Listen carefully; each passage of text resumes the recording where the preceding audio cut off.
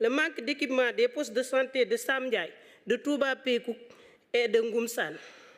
Pour le poste de santé de Ngoumsane, ils sont toujours confrontés à des problèmes d'électricité, monsieur le ministre.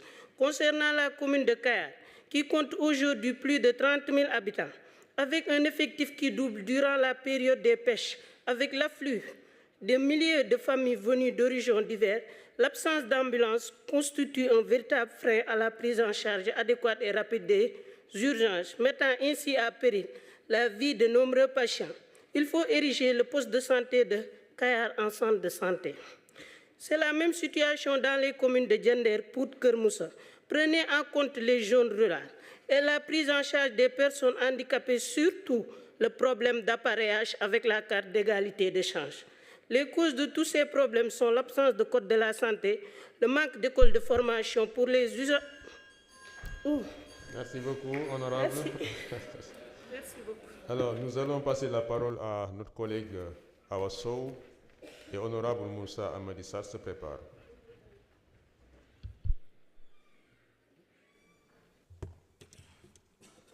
Monsieur le ministre, monsieur le ministre et vos collaborateurs, chers honorables députés. Monsieur le ministre, rappelez la situation du centre de santé de Koumpentoum. Réponse. Monsieur le ministre, le centre de la district sanitaire de Koumpentoum a enregistré de 2022 à 2025 58 mortalités maternelles et 52 mortalités néonatales. Monsieur le ministre, le district sanitaire de Koumpentoum qui polarise 25 structures, n'a que 4 ambulances et 2 fonctionnels. Qui distance poste de santé yi ak centre de santé bi mun na nek ay 100 km ci yoon yo xamantene mun nañu def 3 heures de route, monsieur le ministre. Nga bayyi ñu xel ci lolu. Monsieur le ministre, ci côté bobu nonu, manque d'ambulance, l'urgence est de doter des ambulances médicalisées à Lumbi, Lofé, Mereto, Kaba, Koutiaba, Kanta pour ne citer que cela. Ndax lolu moy urgence bi. Monsieur le ministre, le centre de santé de Koumpentoum, personnel, 80% bi CDS bi mo koy fay. C'est-à-dire ñom ñep ay communautaires lañ.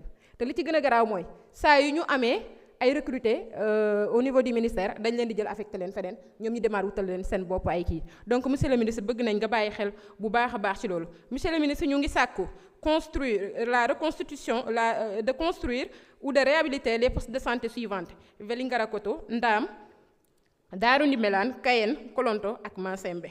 Monsieur le ministre, ñu ngi sàkku aussi nga relever le niveau du centre de santé de Koumpentoum en EPS1 en nous dotant d'un pédiatre, un gynécologue, un chirurgien, un généraliste, un centre de santé aussi soxla na loo xamantene mooy aspirateur pour deuxième salle du bloc opératoire, benn radio fonctionnel.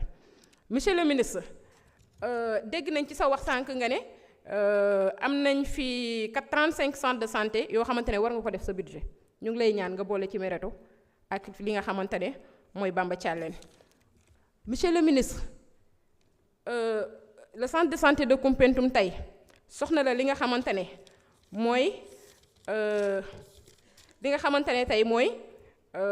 aspirateur 14, table d'accouchement 26, pose bébé avec toise 26 pour ne citer que cela.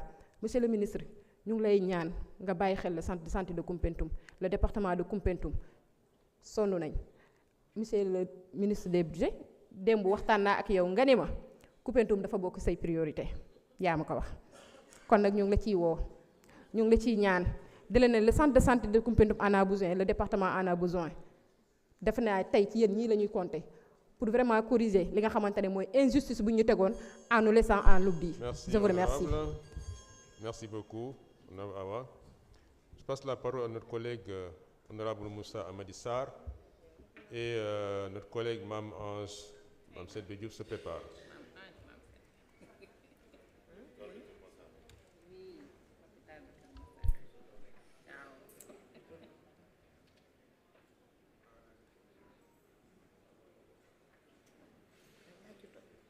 Ok, on va rectifier parce que Marie-Ange va parler au nom du groupe parlementaire, je crois. Donc, c'est Ousmane Touf qui passe alors. Moussa Amadi d'abord, et ensuite Ousmane Touf se prépare. Si votre micro n'est pas activé, vous pouvez venir.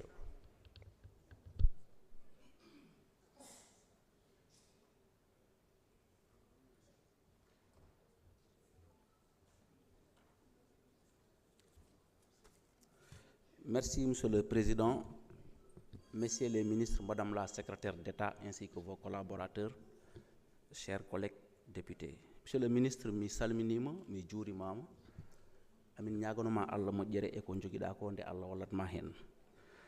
Miɗo yiɗi yewtidema seeɗa affaire département de Podor puɗɗotomi tamit en respectant la pyramide sanitaire ko less ha mi yettoyo dow. Dans la commune de Gamaji Sare, wuro woto ne wiye yooli aɓe jogii case de santé mo ganduɗa ne waɗi polarisé jeeri commune Gamaji Sare aɓe jiiɗi wallede wonta poste de santé balloraɓe kadi e ambulance aɗa andi oɗon diwan ko jeeri te ɗon heewani e nokkuji bawɗi safrude yimɓe ɓe. Sa ari commune Bokke Jalluɓe, les cases de santé de Layki, Wendu Thile e Bele Mbodi koko mahama won duuɓi sappo ko joom wuro ɓe mahi ɗum mbaɗi hen jawdi mumen aɓe jiiɗi wallede ɓe daña hayso ɓe dañani infirmier hayso ko matron aɓe jiiɗi ɓe mbaɗa ɗum ɗon walla ɓe e koɓe cafrori kadi mbiɗa sikki ɗum aɗa wawi ɗum hen wallude ɓe.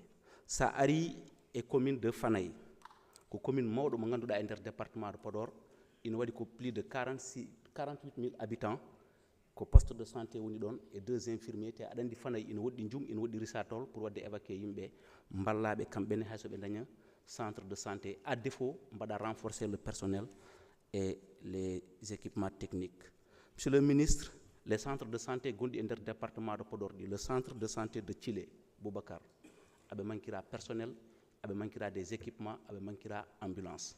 Sa ari Kaskas aussi que centre de santé mo ganduɗa mahama waɗama ha feewi mais ko médecin ji ɗiɗi goni ɗon aɓe jiiɗi wallede des équipements mais surtout aussi laboratoire parce que sa waɗi centre de santé ala laboratoire kala garɗo ina safaro ma jaaha ha jum garta ɗum kadi c'est pas vraiment rationnel. Sa ari aussi centre de santé mo Pété ɓenne kadi ne manquera personnel et équipement ji et surtout des ambulances.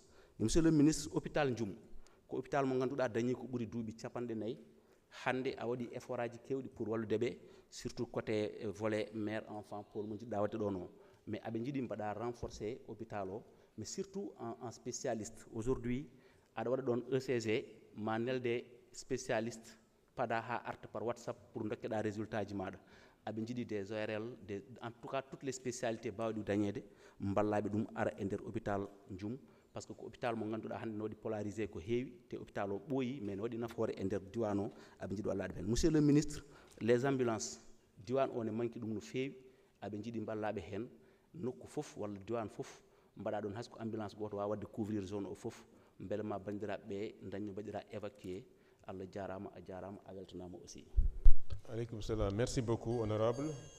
Plutôt c'est Ousmane, vous pouvez permettre que Mme Selbé puisse prendre la parole puisque Aïb est bien là. Après, vous venez après. Merci. Merci beaucoup, Président. Assalamu alaikum. Monsieur le ministre, maa ngi lay nuyu. Madame la secrétaire d'État, maa ngi leen di nuyu yéen ñëpp. Di baral nuyoo le directeur général de SENPENA, monsieur Seydou Diallo, l'homme du département de Keur Massar. Monsieur le ministre, damay ñëw appuyer sama honorable B, Adja Fat Sow, si département bu Keur Massar.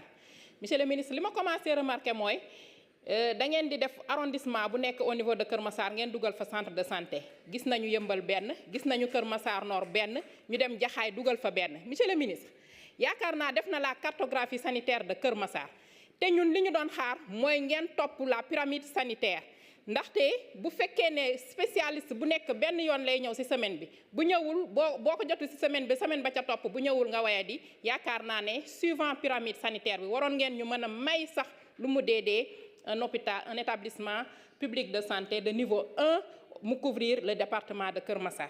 Monsieur le ministre, ñàkkum spécialiste yooyu moo waral booy xool spécialiste yi di raar ci structure de santé yi.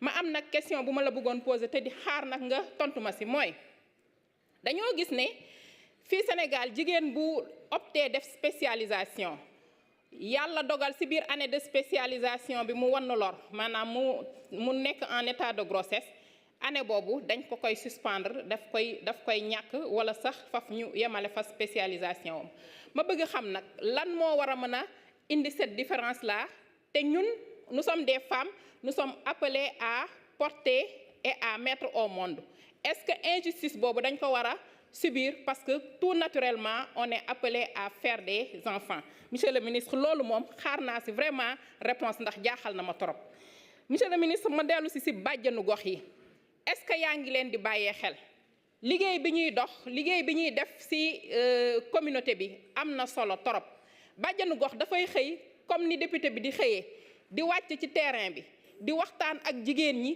pour dimbale leen ci seen wàllu wérgu yaram mais dimbale leen ci lépp loo xam ne dafay dem jigéen li ñuy mën a bi ñuy gëj a jot loo xam ne daf leen di motiver c'était au mois de mars 2024 te 25000 la woon amuñu benn statut yaakaar naa yow ak le ministère de la femme war ngeen see waxtaan pour xool naka ngeen di joxe statut ñooñu noonu nga xam ne ci gox-goxaan yi vraiment ñu ngi def liggéey